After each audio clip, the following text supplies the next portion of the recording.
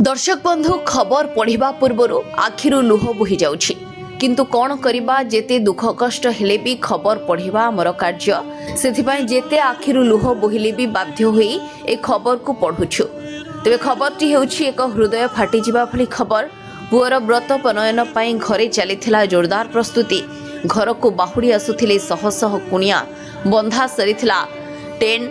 राति पाहिले बाजी थांता शंख ध्वनि सुना जाई थांता हुलहुलीर ध्वनि किंतु से सबु हेबा पूर्वरु एका संगरे उठिला तीन टिकोके आ एभली एक हृदय फाटिला भली दृश्य सामना को आसीबा परे लुहरे भिजी जाइछि पूरा ग्राम। तेबे ढेंकानाल जिला भुवन थाना अंतर्गत बाउंसकण गाँव में देखा मिली एभली हृदय फाटी जिबा भली घटना। सूचना मुताबक बाउंसकण गाँवर सुशांत कुमार त्रिपाठी पुओंकर राति पाहिले होइथांता व्रतघर बंधा सरिथिला ट्रेन।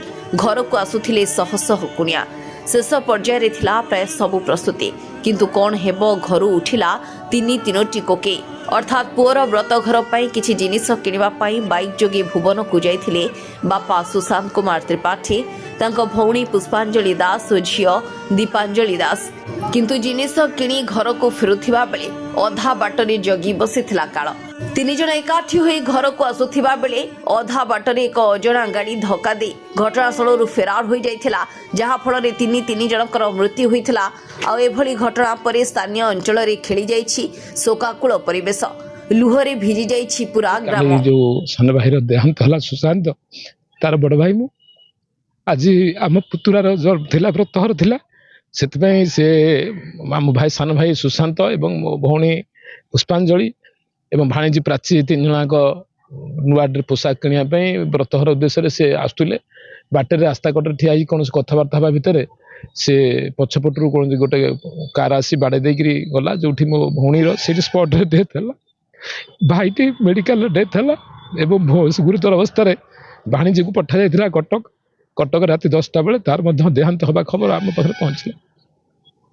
आज आम परिवार गोटे खुशर खुशर माहौल थिला। पूरा परिवार समस्त बंधु बांधव समस्त गतकाली आम घर पहुंचते आज व्रत हरवाई किंतु ये दुखद कथा छाती संभाली पारे कथा कहबार शक्ति हर कथा कह साहस से मो बड़ापा पु भाई बड़ माँ अच्छा बड़ बापा देहांत हो सारी और सुशांतर गोटे झी अच्छी पुओ सान ता स्त्री अच्छा स्त्री रोगिणा से कैंसर रोग पीड़ित गत 6 मास धरी से कैंसर रोग सहित स्ट्रगल कर जीवन सहित लड़ाई चली समय भाईटर देहांत परिवार पे अत्यंत दुख भांगी पड़ू आम समस्ते। जो दुखद घटना घटीगला समस्ते भुवनवासी मर्माहत।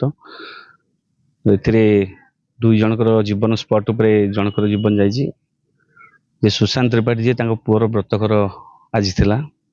गोटे दिन पूर्व ये दुर्घटना बड़ दुखदायक। भाणीजी की नहीं आसते ड्रेस नुआ ड्रेस किणापी बाउंसकण भुवन आसुवा जस्ट 50-60 मीटर आसिया पर कौन कथा होते रोड साइड रे गोटे गाड़ी धक्का कर चलीगला भुवन अभिमुखे पलि आसला स्पॉट रे भौणीर डेथ होता है। भाणीजी गुरुतर होते जो हस्पिटाल अणाला भुवन हस्पिटाल डिक्लेयर करता कि सी मृत घोषणा करता सी मृत होते भौणी की कटक स्थानांतरित करते भाणीजी कटक स्थानांतरित करते भाणीजीर राति 10टा पाखापाखि 9:30 10टा से भी देहांत होता खबर आसला।